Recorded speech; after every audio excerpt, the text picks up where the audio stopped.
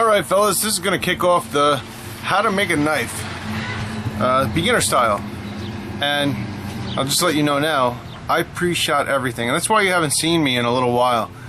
Now the problem with this is that you only get one take, so there's some footage that is maybe I got a little too close to the camera, so this is going to be raw. Alright guys, I'll edit it the best I can, but this is raw and it's thorough. But I wanted to give you guys the best chance you could, give you as much information as I could. And throughout the series, if you have any questions, just please put them down in the comments. I'll answer them the best I can. You know, if I don't know the answer, I'm not going to BS you. So, that being said, here's the knife that you guys are going to build. Drop Point Hunter in 1084 steel. This is brown and black G10. Very nice, flat grind, shaving sharp, the whole nine. So stick around and I'll take you through step by step on how to make this knife. Now this is going to be a beginner friendly series.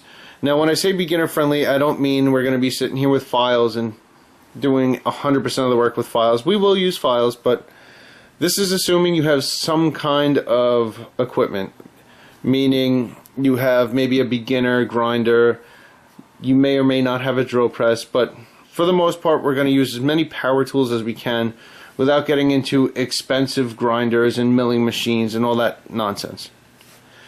So, since this is beginner friendly, we're also going to be doing a backyard heat treat, and for that we're going to need 1084 high carbon steel.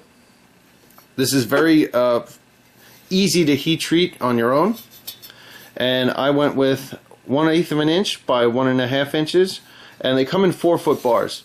As you see, quite a long bar.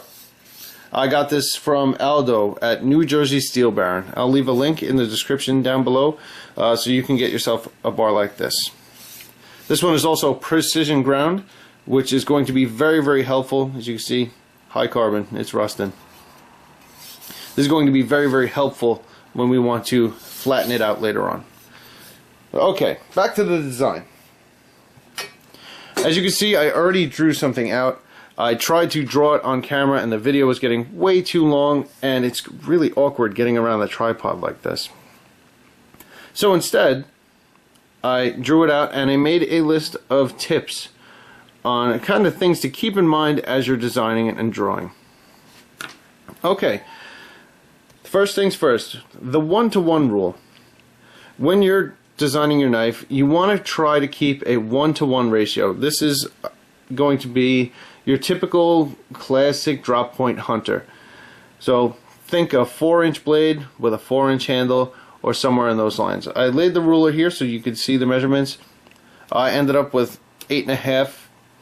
And right here is 4 1/4. That's about where we're ending up. Okay, so that's about a 1-to-1 ratio. That's so you're aiming for that. Okay, the 1-inch rule. This is one I learned the hard way. The 1-inch rule I kind of came up with is you want your handle to be at least 1 inch tall. You see that? I'm right there on 1 inch. All the way down. If you make it any narrower than that, it starts to look like a chef's knife with a very broad blade and a skinny handle. It can also twist in your hand, and it can be more difficult. You have less room for error, I guess I should say. So I try to keep the distance from top to bottom here 1 inch. Okay, the blade I made 1 1/4 inch. This is a 1.5 inch bar here, so I just took a 1/4 inch and chopped it off. And I kind of gave myself a little box to work in. So I wanted 8.5 long, so that's my ending point there, that's that line. 1 1/4 tall overall, and that's the blade is the widest point, top to bottom. And then 1 inch for the handle. Okay, tip placement. Now, depending on what you want to do, I would start drawing at the tip, and this is how I always do it. So tip placement. for, let's say this is a 1.5 inch bar and you wanted that whole big broad blade, you would put it at 1 3/4, and that would be dead center for you. Okay, so put a line. As you can see, I put one here for 1 1/4. If you wanted a spear point, you would start dead center, and that would give you the spear with the centered tip. Being that this is a drop point, it's going to come a little higher than center, so I would suggest starting maybe a 1/4 inch above center and then curving it up and adding your belly. And worn cliffs and whatnot would start below center. A lot of my designs that you see on my YouTube videos, they start below center. I like a very subtle belly on most of my knives. A Persian would be way up here. So keep that in mind. So a little bit above center if you're going to make a drop point like this one. Okay, this is a big one, guys. Design for your equipment and skill. Now this is a beginner friendly. We're all beginners here. So chances are you're not going to have a small wheel attachment on a big grinder where making choils like this is going to be an easy task. We're probably going to end up roughing this out with a file because it's going to be tough to get your belt sander in there, whatever machinery that you have. So don't go and give yourself a 4-finger choil knife. You're just going to sit there and file all day long, and why? Yeah, it looks cool, but it's going to take you a month to do it. So design for your equipment and your knife, and your skill level. So skip the giant Persians or the compound grind, Tanto, super duper deluxe model. Stick with something simple. That's why we're going with a drop point hunter. And as you can see, that's about where I want my grind to be. So almost a full flat. And I'll tell you why when we get to grinding, why I didn't go completely full flat straight up. Okay, curves give eye appeal. This is very, very true. Do not make your knife just a big block. Okay, and the best way to do this, and this is how I design all my fixed blades, go to the arts and crafts store and get one of these. This is a French curve. You can get a set of these for about $5, and I use the biggest one most often. It also comes with a smaller one, and there's one even smaller than this, but this is the one I use the most.